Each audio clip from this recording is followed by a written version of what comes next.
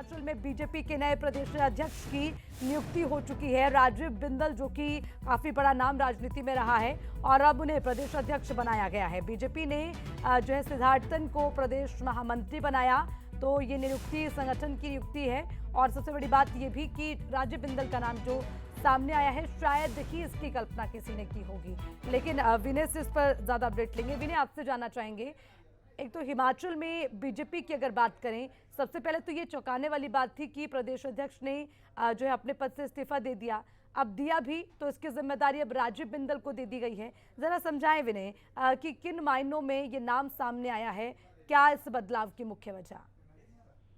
बिल्कुल, अब तक हिमाचल बीजेपी की जो कमान है सुरेश कश्यप के हाथों में थी, लेकिन पिछले कुछ दिनों से जिस तरह से अटकलें चल रही थी कि सुरेश कश्यप इस्तीफा देने वाले हैं, और वो उन अटकलों पे भी मोहर लगी है, क्योंकि अब प्रदेश अध्यक्ष बदले हैं। सुरेश कश्यप से अब प्रदेश अध्यक्ष हिमाचल बीजेपी के नहीं है, डॉक्टर राजीव बिंदल को ये जिम्मेदारी दी गई है। एक जाना माना नाम है और काफी बड़ी जिम्मेदारी, क्योंकि अगले साल लोकसभा चुनाव होने हैं, और उसके तहत चूंकि अभी सुरेश कश्यप की अगुवाई में हिमाचल में विधानसभा चुनाव लड़ा गया, चूंकि वो प्रदेश अध्यक्ष थे। हालांकि बीजेपी वहां जीत दर्ज नहीं कर पाई, जिसके बाद सुरेश कश्यप ने अभी हाल ही में इस्तीफा दिया। उनका इस्तीफा भी मंजूर कर लिया गया है। अब जब उनका इस्तीफा मंजूर किया गया है, तो अब जो जिम्मेदारी दी गई है डॉक्टर राजीव बिंदल को दी गई है।